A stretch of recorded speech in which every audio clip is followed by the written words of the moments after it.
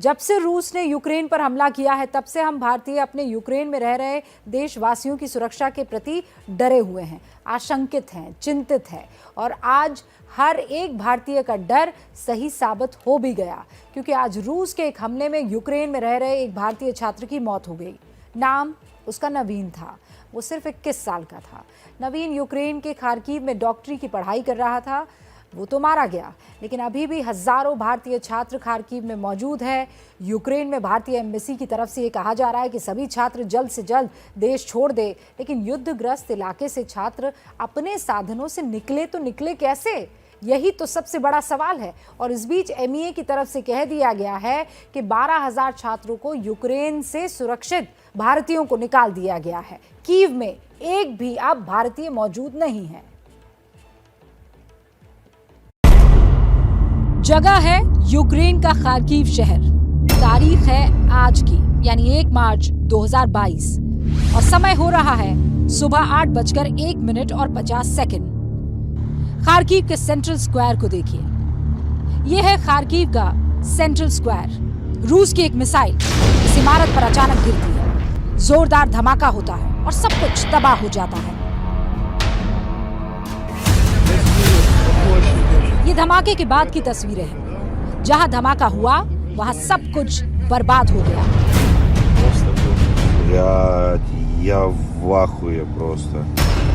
और इसी धमाके में भारतीय छात्र नवीन की मौत हो गई। नवीन शेखरप्पा सिर्फ 21 साल के थे। वो कर्नाटक के हावेरी जिले के रहने वाले थे। वो खार्किव नेशनल मेडिकल यूनिवर्सिटी में 4th ईयर के छात्र थे। जानकारी के मुताबिक नवीन सुबह सुबह अपने लिए खाना लेने के लिए गए थे और तभी ये धमाका हुआ। नवीन की जान चली गई। जंग के हालात खराब हुए तो नवीन और उनके दोस्त बिल्डिंग के बंकर में जाकर रहने लगे। कर्फ्यू के कारण किसी को बाहर निकलने की इजाज़त नहीं थी, लिहाजा कर्फ्यू में जैसे ही छूट मिली तो नवीन खाना लेने के लिए सुपरमार्केट गए और उसी दौरान वो धमाका हुआ जिसने नवीन की जान ले ली। नवीन के साथ ही उसके कॉलेज में पढ़ने वाली पूजा ने हमसे बात की। पूजा को ही सबसे पहले नवीन की मौत की जानकारी मिली थी।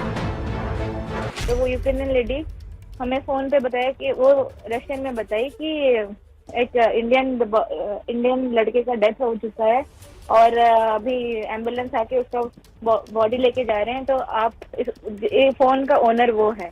तो हमारे पास तो नंबर था उनका, तो हमने उसको मॉर्ग से हमने कंफर्मेशन की कि हाँ ये नवीन की डेथ हो गई है।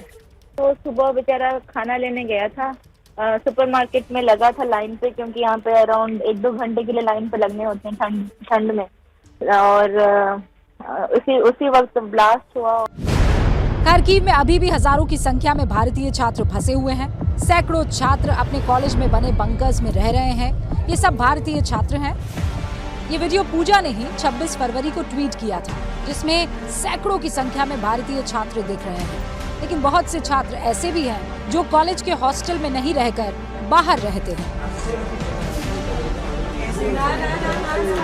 समस्या इस बात की है कि छात्र खार्किव से निकले कैसे, क्योंकि ये युद्धग्रस्त इलाका है। खार्किव में रहने वाले भारतीय छात्रों की समस्या समझने के लिए आपको इसकी भौगोलिक स्थिति को देखना जरूरी है। ये खार्किव है जो रूस बॉर्डर के बहुत नजदीक है। भारत सरकार की तरफ से अपने नागरिकों को निकालने के लिए जो इंतजाम किए गए हैं वो रोमानिया, हंगरी और पोलैंड बॉर्डर की तरफ है, जो यूक्रेन के एकदम पश्चिमी हिस्से की तरफ है। अब अगर इन छात्रों को खार्किव से पश्चिमी हिस्से पर बने लवीव की तरफ आना है तो उन्हें करीब 1000 किलोमीटर की दूरी तय करनी होगी। और युद्ध के इन हालात में 1000 किलोमीटर की दूरी बहुत ज्यादा होती है। इसीलिए बहुत से छात्र खार्किव में ही अटके हुए हैं और जो निकले भी हैं वो बहुत मुश्किल से 18 घंटे का सफर तय करके लवीव पहुंचे हैं। हम लोगों को कुछ प्रायर नोटिफिकेशन मिला नहीं था। कंडीशन धीरे धीरे वर्स होती गई।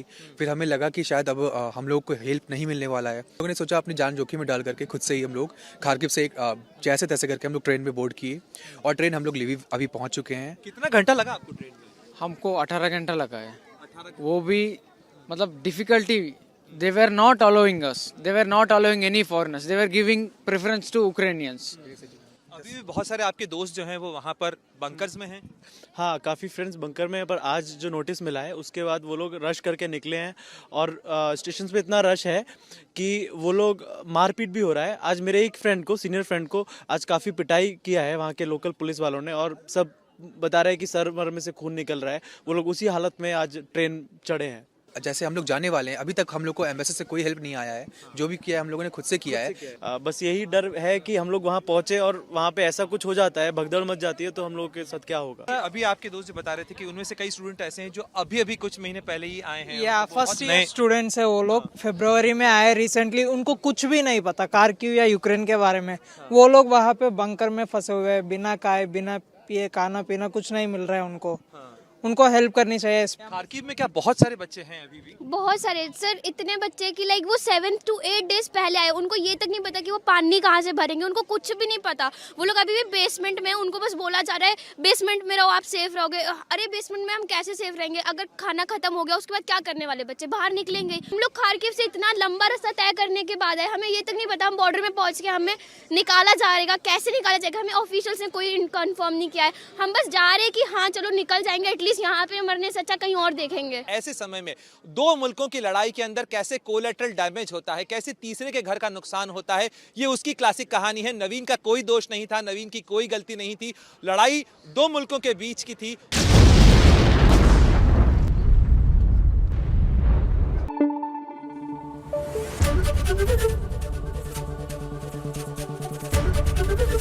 एबीपी न्यूज आपको रखे आगे।